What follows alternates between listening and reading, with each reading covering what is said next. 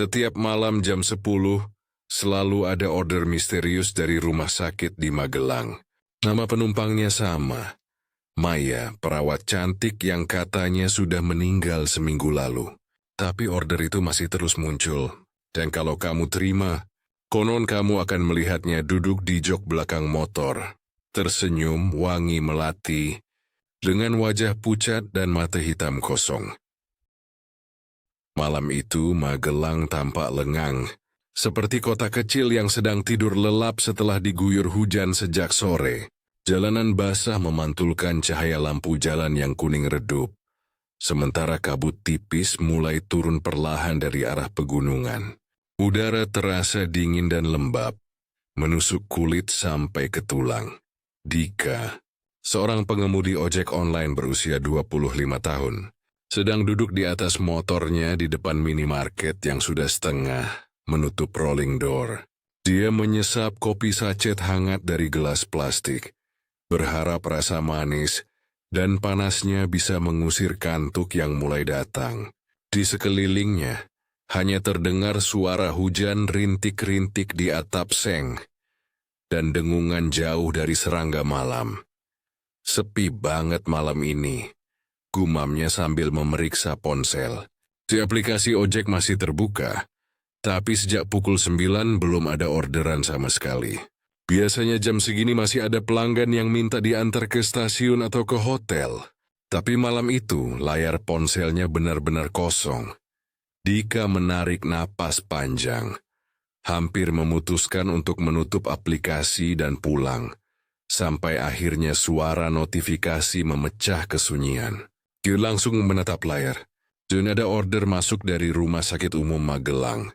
Titik antar ke Jalan Raya Secang. Jarak sekitar 15 menit dari lokasinya sekarang. Namai penumpang. Maya, tanpa pikir panjang, Dika menekan tombol terima. Alhamdulillah, lumayanlah satu lagi sebelum pulang, katanya sambil tersenyum kecil. Dia hidup sendiri di kontrakan kecil di daerah Muntilan. Setiap malam dia biasa narik sampai jam 11 untuk mengejar target harian. Kadang rezeki memang datang di saat paling enggak terduga. Beberapa menit kemudian, Dika sampai di depan rumah sakit. Lampu di area parkir masih menyala tapi suasananya sepi. Hanya ada 1-2 petugas jaga yang duduk di pos keamanan. Dari arah gerbang utama, terlihat seorang perempuan muda berjalan keluar perlahan.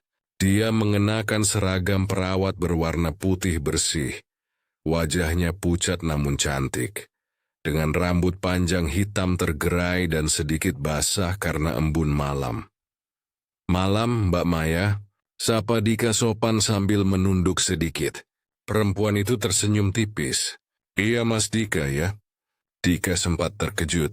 Dia tidak ingat memperkenalkan diri, tapi mungkin si penumpang melihat namanya di aplikasi. Iya Mbak, ke arah Jalan Raya Secang ya? Iya, betul. Terima kasih udah mau jemput malam-malam begini. Suaranya lembut, datar, tapi ada nada lelah di sana. Motor Dika melaju perlahan meninggalkan area rumah sakit. Hujan sudah berhenti, tapi kabut makin pekat. Jalanan mulai sepi. Hanya ada 1-2 kendaraan lewat dan sisanya sunyi. Dika sempat mencoba membuka percakapan kecil. Sering pulang malam ya Mbak? Kerja shift? Perempuan itu hanya menjawab singkat, iya tiap malam. Udah biasa. Setelah itu hening lagi. Yang terdengar hanya suara mesin motor dan derit kecil rantai ketika melewati jalan menurun. Dika mulai merasa ada yang janggal. Udara malam itu luar biasa dingin. Padahal jaketnya tebal, tapi rasanya seperti ada angin dingin yang menembus kulit bahkan membuat napasnya berembun. Dia menoleh sedikit ke spion kanan, ingin memastikan penumpangnya masih di belakang. Tapi aneh, bayangan perempuan itu tidak terlihat jelas. Hanya samar, seperti tertutup kabut atau tidak memantul sama sekali di kaca spion. Dika buru-buru mengalihkan pandangan. Mungkin spionnya berembun, pikirnya. Johnny berusaha menenangkan diri, menatap lurus ke depan, fokus ke jalan. Namun entah kenapa, hawa dingin itu semakin menusuk. Dan dari arah belakang, Dika bisa mencium aroma samar bunga melati. Beberapa menit kemudian, suara lembut menepuk pelan bahunya. "Mas berhenti di depan rumah itu ya." Dika memperlambat motor. Lampu motornya menyorot ke arah rumah tua yang berdiri di sisi kanan jalan. Rumah itu terlihat gelap, tak ada lampu yang menyala, dan pagar besinya berkarat. Di depan halaman tumbuh pohon beringin kecil, daunnya basah meneteskan air hujan yang tertinggal. "Di sini, Mbak?" tanya Dika ragu. Perempuan itu menjawab pelan, "Iya, terima kasih ya, Mas." Dika menurunkan kecepatan sampai benar-benar berhenti di depan pagar. Dia menoleh ke belakang hendak menanyakan pembayaran, tapi kursi motornya kosong, tidak ada siapapun di sana. Dika membeku. Tenggorokannya kering, bulu kuduknya berdiri. Dia memutar badan, menatap ke sekitar. Tidak ada jejak kaki, tidak ada bayangan. Tidak ada tanda seseorang baru saja turun. Hanya suara angin malam yang melewati daun-daun beringin. Dan suara dari air hujan yang jatuh ke tanah. Panik mulai naik ke dadanya. Dia melihat layar ponsel di dashboard motornya. Di sana tertulis, "Perjalanan selesai, pembayaran tunai." Dika menatap lama tulisan itu. Dia bahkan belum sempat membuka dompet atau menerima uang sepeser pun. Jantungnya berdebar keras. Dia menekan tombol ulang lokasi penjemputan. Tapi sinyal ponselnya tiba-tiba hilang. Layar berkedip sebentar, lalu blank. Angin tiba-tiba berhembus dingin dari arah rumah tua itu. Pintu kayunya berderit pelan, seperti ada yang membukanya dari dalam. Dika langsung menyalakan motor dan melaju sekencang mungkin, tanpa menoleh lagi. Sepanjang perjalanan pulang, tangannya gemetar di setang. Di bawah helmnya, napasnya terdengar pendek-pendek. Dia berusaha meyakinkan diri. Mungkin tadi mbaknya langsung masuk lewat pintu samping. Mungkin aku nggak lihat. Tapi entah kenapa hati kecilnya tahu. Malam itu, yang naik di jok belakang bukan manusia. Dan sejak saat itu, nama Maya selalu menempel di ingatannya. Seperti bayangan yang enggan pergi. Keesokan harinya, Dika bangun dengan kepala berat dan hati gelisah. Sejak subuh, bayangan kejadian semalam terus berputar di pikirannya.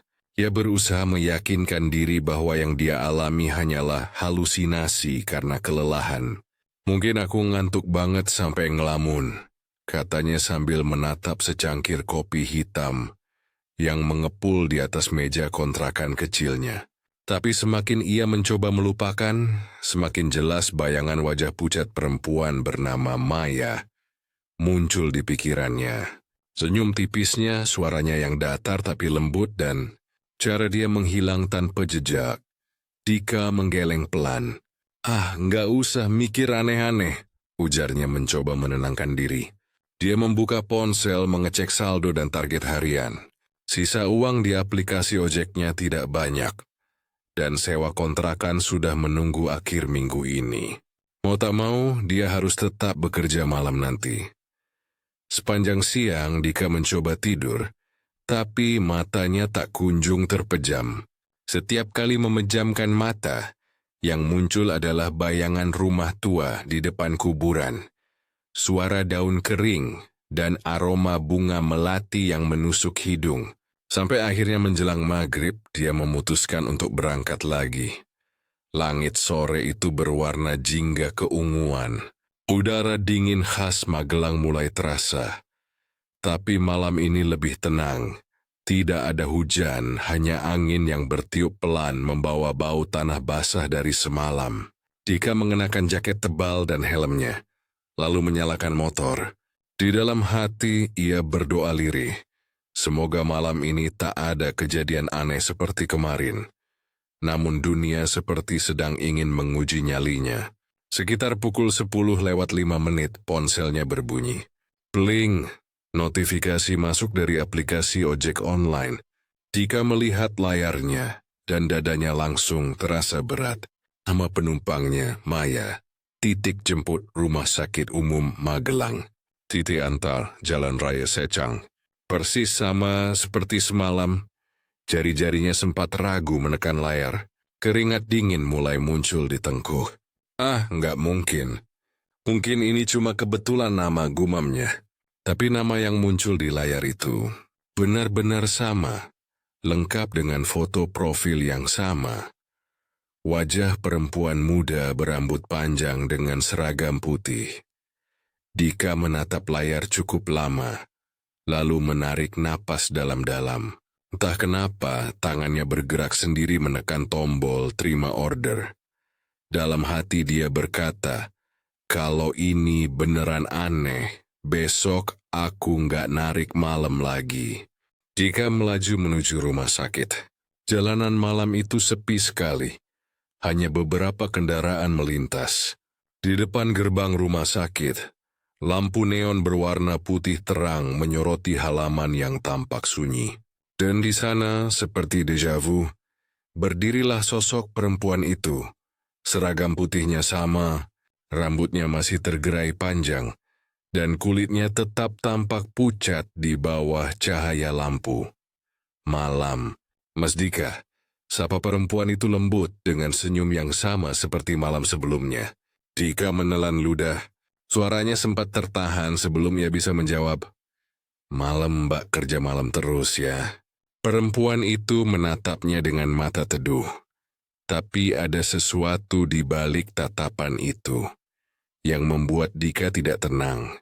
Iya Mas, katanya pelan. Tapi mungkin sebentar lagi saya nggak perlu kerja lagi. Dika memaksa tersenyum. Loh, kenapa Mbak? Mau pindah kerja? Maya diam sejenak lalu menjawab lirih. Karena saya sudah selesai. Kata-kata itu menancap di kepala Dika seperti pisau dingin. Tapi dia tidak berani bertanya lebih lanjut.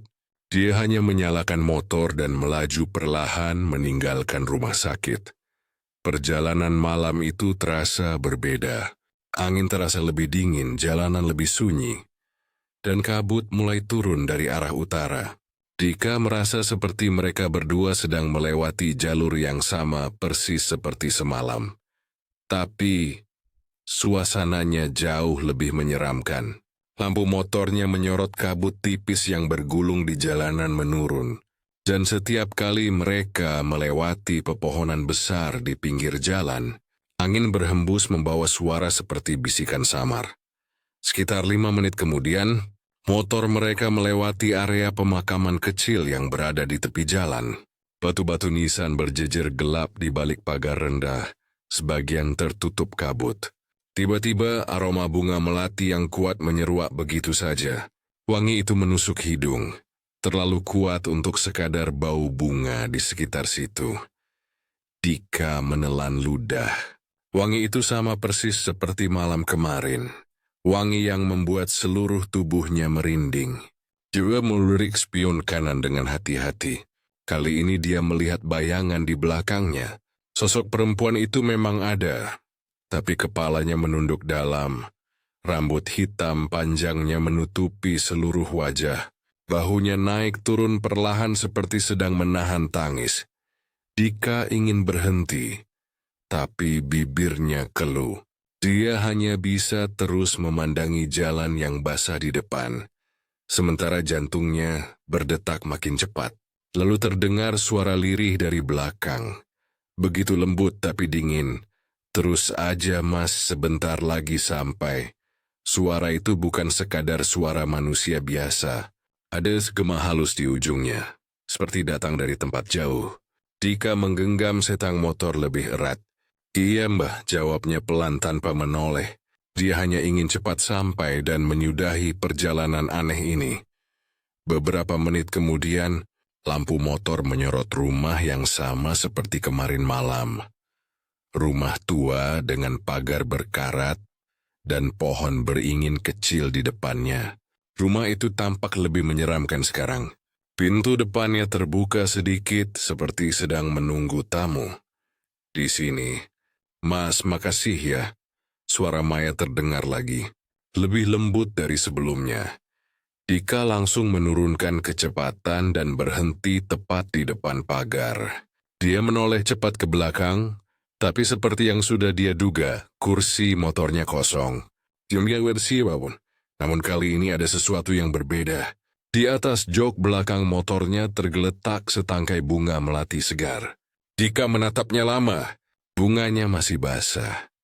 Kelopaknya putih bersih dan harum sekali, seperti baru dipetik dari tangkainya. Angin malam tiba-tiba bertiup pelan, membawa aroma melati yang semakin kuat. Hidung Dika menangkap wangi itu, hingga membuat tengkuknya terasa dingin. Dia memungut bunga itu dengan tangan gemetar. Saat ia mendekatkannya ke wajah, kelopak bunga itu tiba-tiba layu seketika. Seperti membusuk di tangannya, aroma harum berubah menjadi bau anyir dan amis seperti darah. Dika terlonjak dan melempar bunga itu ke tanah. Dia langsung menyalakan motor dengan tangan gemetar. Tapi sebelum sempat pergi, dia mendengar suara dari arah rumah tua itu. Suara perempuan tertawa pelan, rendah serak dan menggema di antara kabut malam. "Makasih ya, Mas Dika." Tawa itu begitu nyata, seolah berasal dari balik pagar yang gelap. Dika menoleh sekilas, dan untuk sepersekian detik dia melihat sesuatu berdiri di depan pintu rumah. Sosok perempuan bergaun putih dengan rambut panjang terurai. Wajahnya samar tertutup bayangan. Dia tidak bergerak, hanya menatap ke arah Dika dengan kepala sedikit miring, seolah tersenyum. Tanpa pikir panjang, Dika langsung memutar gas dan melaju secepat mungkin meninggalkan tempat itu. Motor hampir tergelincir di jalan basah, tapi dia tak peduli. Nafasnya terengah, matanya nyaris berair. Suara tawa itu masih terngiang di telinganya sampai jauh. Begitu sampai di jalan utama, Dika berhenti sejenak untuk menenangkan diri. Dia mematikan mesin motor dan menatap layar ponselnya. Lagi-lagi aplikasi ojek menunjukkan status. Perjalanan selesai, pembayaran tunai. Tapi yang membuat darahnya berdesir, kali ini di bawah tulisan itu muncul notifikasi baru. "Terima kasih sudah mengantar saya, Mas Dika. Sampai jumpa besok malam."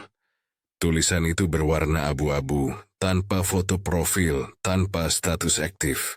Seperti pesan dari akun yang sudah tidak ada. Dika menatap layar itu lama, napasnya berat. Dia memejamkan mata sebentar, berharap ketika dibuka pesan itu menghilang. Tetapi pesan itu tetap ada. Malam itu Dika pulang dengan tubuh menggigil, bukan karena dingin, tapi karena rasa takut yang belum pernah dia rasakan seumur hidupnya. Di kepalanya hanya ada satu pertanyaan yang terus mengganggu. Siapa sebenarnya perempuan itu? Dan kenapa dia masih bisa memesan ojek setelah selesai? Malam itu Dika benar-benar tidak bisa tidur. Tubuhnya terbaring di kasur tapi pikirannya berputar terus. Setiap kali memejamkan mata, ia melihat senyum samar Maya. Wajah pucatnya di balik rambut panjang, dan setangkai melati yang sempat membusuk di tangannya. Napasnya terasa berat. Dia tidak tahu apakah dia sedang ketakutan atau malah penasaran. Jam dinding di kamarnya menunjukkan pukul 2 dini hari. Hujan rintik-rintik turun di luar jendela. Dika memandangi langit-langit sambil berbisik pelan. "Siapa kamu sebenarnya, Maya?" Pagi menjelang. Langit Magelang masih mendung. Setelah mencuci muka dan mencoba menenangkan diri, Dika akhirnya mengambil keputusan. Dia harus mencari tahu kebenarannya. Tak peduli seaneh apapun, dia ingin memastikan bahwa perempuan yang sudah 2 malam ia antar itu benar-benar ada, atau mungkin sudah tidak lagi di dunia ini. Siang itu, Dika mengendarai motornya ke Rumah Sakit Umum Magelang. Dia mengenakan jaket abu-abu dan topi, mencoba terlihat santai meski jantungnya berdegup cepat. Di dalam rumah sakit suasana ramai. Orang-orang berlalu lalang, perawat berganti shift, suara langkah kaki dan troli beradu di lantai. Tapi di tengah keramaian itu Dika merasa aneh. Seperti hawa di tempat ini lebih dingin dari biasanya. Dia menghampiri meja informasi. Seorang petugas perempuan muda tersenyum ramah. "Permisi, Mah," kata Dika agak gugup. "Saya mau tanya, di sini ada perawat namanya Maya ya?" Petugas itu sempat diam sejenak. Matanya menatap layar komputer di depannya. Lalu menoleh ke arah Dika dengan ekspresi berubah kaget. "Mbak Maya?" Suaranya sedikit menurun. "Mas kenal Mbak Maya?" "Kenal. Ya bisa dibilang gitu," jawab Dika pelan. "Saya sering nganterin dia pulang malam semingguan ini." Petugas itu menatap Dika lama, lalu menarik napas pelan. "Mas, mungkin masalah orang ya. Mbak Maya itu sudah meninggal." Dika tertegun. "Meninggal?" "Iya, Mas. Sekitar seminggu yang lalu. Dia kecelakaan waktu pulang malam. Ditabrak truk di jalan menuju Secang. Di depan kuburan kecil itu. Dunia seakan berhenti berputar." Dika tidak bisa berkata apa-apa. Suara di sekitarnya mendadak hilang, berganti dengan denging pelan di telinga. Tangannya dingin. Dia merasa darahnya berhenti mengalir. "Jadi selama ini aku," gumamnya lirih. Petugas itu menatap Iba, tapi tidak banyak bicara. "Mas, kalau Mas deket sama almarhumah, ikut doain aja ya," katanya pelan.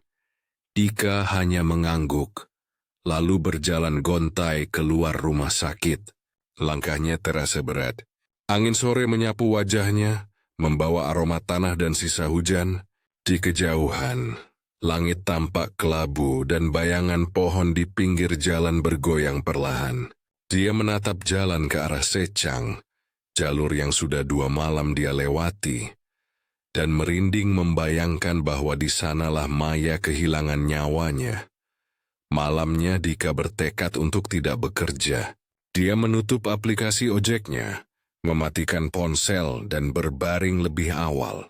Tapi rasa takut bercampur penasaran masih menggelayut. Dia mencoba tidur tapi matanya terus terbuka. Jam di dinding menunjukkan pukul 10:05. Dia menarik selimut berusaha memejamkan mata. Tiba-tiba ponselnya bergetar di meja. Dika membuka mata lebar-lebar. Dia yakin sudah menutup aplikasinya, tapi layar ponselnya menyala. Ada notifikasi masuk. Dia menatapnya dengan jantung berdebar. Order baru dari Maya. Titik jemput Rumah Sakit Umum Magelang. Titik antar. Jalan Raya Secang. Tubuh Dika langsung kaku. Tangannya gemetar memegang ponsel. Dia tahu ini mustahil. Aplikasinya bahkan sedang offline. Tapi notifikasi itu nyata. Lengkap dengan suara khas dari aplikasi. Dia mencoba menekan tombol home tapi layar tak merespons. Lalu ponsel itu bergetar lagi dan muncul pesan di bawah notifikasi. "Mas, antar aku pulang sekali lagi ya." Tulisan itu muncul sendiri, tanpa nama pengirim, tanpa ikon aplikasi. Dika meletakkan ponsel dengan panik. Enggak mungkin. Ini pasti error," katanya berusaha menenangkan diri. Tapi saat itu juga terdengar bisikan lembut dari luar jendela kamarnya. "Mas, antar aku pulang sekali lagi." Ya, suaranya halus tapi dingin. Bukan seperti suara manusia. Lebih mirip hembusan angin yang membawa nada bicara di dalamnya. Jika menahan napas, tubuhnya gemetar. Dia menatap jendela kamar yang tirainya bergerak pelan tertiup angin. Dia memberanikan diri mendekat. Tangannya meraih ujung tirai. Hatinya berdegup kencang. Perlahan dia tarik tirai itu ke samping. Di bawah lampu jalan depan kontrakan, berdiri sosok perempuan berseragam putih. Rambutnya panjang terurai sampai dada, dan wajahnya pucat sekali, nyaris transparan. Dia menatap ke arah kamar Dika sambil tersenyum tipis. "Mas," suaranya pelan tapi jelas. "Udah waktunya aku pulang." Dika terjatuh ke belakang, menabrak meja kecil. Kopi di atasnya tumpah, dan ponsel jatuh ke lantai. Tapi anehnya, layar ponsel itu menyala lagi, menampilkan peta dari aplikasi ojek. Titik biru menunjukkan posisi Dika, dan garis hijau menuju Jalan Raya Secang. Dika tidak tahu apa yang terjadi selanjutnya. Dia hanya ingat membuka pintu rumah dengan napas tersengal, mengenakan jaketnya dengan tangan gemetar, dan menyalakan motor. Tak kenapa motor itu bisa hidup meski kuncinya tidak dia masukkan. Dan entah mengapa pula mendispion motornya. Dia melihat bayangan perempuan itu duduk di jok belakang. "Makasih, Mas." Suaranya lirih, nyaris seperti hembusan napas malam itu. Warga di sekitar kontrakan mendengar suara motor melaju kencang melewati gang. Suara knalpotnya menggema sampai jauh, lalu hilang begitu saja. Keesokan paginya, seorang petani yang hendak ke sawah menemukan motor ojek Dika tergeletak di tepi jalan, tepat di depan pemakaman kecil di daerah Secang. Motor itu masih menyala, lampunya hidup, dan di jok belakangnya ada setangkai bunga melati segar yang masih basah oleh embun pagi. Tidak ada tanda-tanda Dika di sekitar sana. Tak ada jejak kaki, tak ada barang tertinggal selain helmnya yang tergeletak di rerumputan. Beberapa warga sempat mencari sampai ke area makam, tapi hasilnya nihil. Dika hilang begitu saja, seperti ditelan bumi. Beberapa hari kemudian, kabar itu menyebar di kalangan pengemudi ojek online di Magelang. Banyak yang mulai bercerita tentang pesanan misterius dari akun bernama Maya. Orderan itu selalu muncul pukul 10 malam, dengan titik jemput di rumah sakit, dan tujuan ke Jalan Raya Secang. Beberapa pengemudi yang nekat menerima order itu mengaku mengalami hal aneh. Sinyal hilang begitu sampai di dekat kuburan, ponsel tiba-tiba mati, atau motor terasa berat seolah membawa penumpang padahal kursinya kosong. Bahkan ada yang mengaku mencium wangi melati selama perjalanan, dan mendengar suara perempuan berbisik di telinganya. "Terima kasih, Mas." Konon, Maya adalah perawat baik hati yang tewas dalam tugas. Malam itu dia baru saja selesai merawat pasien terakhirnya, dan bergegas pulang naik ojek. Tapi nasib berkata lain. Di tikungan tajam dekat makam, truk dari arah berlawanan menabraknya. Dia meninggal di tempat. Sejak itu, arwahnya konon belum tenang, karena ia belum sempat benar-benar pulang. Beberapa warga setempat kadang melihat sosok perempuan berseragam putih berdiri di pinggir jalan setiap malam Jumat. Wajahnya pucat, rambutnya terurai, dan matanya kosong menatap ke arah jalan. Jika ada pengemudi ojek yang lewat sendirian, kadang lampu motor mereka tiba-tiba redup, dan di spion terlihat sosok perempuan duduk di belakang. Dan sampai sekarang, jika kamu berada di sekitar rumah sakit Magelang sekitar pukul 10 malam, mungkin kamu akan mendengar notifikasi aneh dari ponselmu. Sebuah order masuk tanpa nama pengirim dengan pesan pendek, "Mas, antar aku pulang sekali lagi ya. Tapi hati-hati, karena kalau kamu terima order itu, kamu mungkin nggak akan pernah pulang lagi." Sama seperti Dika, pengemudi ojek yang terakhir kali mengantarkan Maya ke rumahnya yang bukan di dunia ini.